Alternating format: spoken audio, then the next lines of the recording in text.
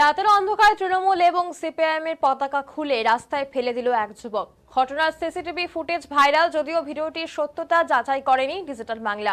অভিযোগের তীর সরাসরি বিজেপির দিকে। পুলিশের কাছে লিখিত অভিযোগ দায়ের তৃণমূলের, যদিও পতাকা ছেঁড়ার অভিযোগ অস্বীকার বিজেপির। জানা যায়, ধূপগুড়ি পৌরসভার 11 নম্বর ওয়ার্ডের ঘোষপাড়ায় 196 নম্বর বুথে তৃণমূল, বিজেপি এবং সিপিআইএম এর থেকে দলীয় পতাকা লাগানো হয়েছিল।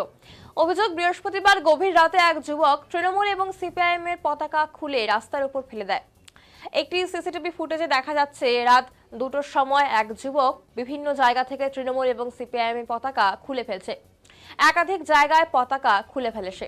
এদিন সকালে ওয়ার্ডের তৃণমূল কংগ্রেসের কর্মীরা রাস্তার উপর দলীয় পতাকা পড়ে থাকতে দেখে। পরবর্তীতে এক ব্যক্তির বাড়ির সিসিটিভি ফুটেজ খতিয়ে দেখলে এই আসল ঘটনা বেরিয়ে আসে। এই বিষয়ে তৃণমূল ধূপগুড়ি থানায় লিখিত অভিযোগ দায়ের করে। তৃণমূলের জেলা সাধারণ সম্পাদক রাজেশ কুমার সিং বলেছেন, শান্ত ধূপগুড়িকে অশান্ত করার চক্রান্ত বিজেপি করছে।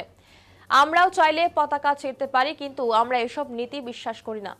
এসব একমাত্র বিজেপি করতে পারে। অবিলম্বে অভিযুক্ত যুবককে গ্রেপ্তার করতে হবে। এদিকে তৃণমূল অভিযোগ উড়িয়ে বিজেপির প্রার্থী নরেশ রায় তিনি বলেছেন, তৃণমূল পলিসি করছে, বিজেপির নাম বদনাম করার চেষ্টা করছে।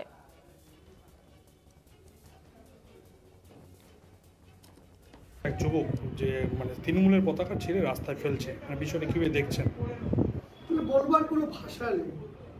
শান্ত ধূপগুড়িকে অশান্ত করবার বিজেপির একটা চক্রান্ত। শুনে পাল্টা আমরাও ফ্লেট ছিঁড়তে পারি, কিন্তু এই নীতিতে আমরা বিশ্বাস করি না।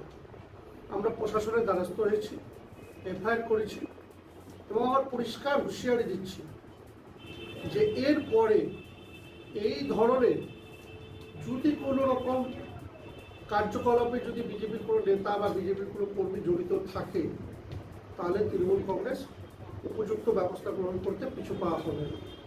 এবং পুলিশকে বলবো যে বর্তমান যে এই যুবক ছেলেটি যে রাতের অন্ধকারে বিজেপির ফ্ল্যাগ রেখে অন্য এক দলের ফ্ল্যাগ এবং তৃণমূল কংগ্রেসের ফ্ল্যাগ ছেড়েছে, তাতেই বোঝা যাচ্ছে যে বিজেপি ছাড়া অন্য কেউ হতে পারে না, এটা বিজেপিরই কাজ।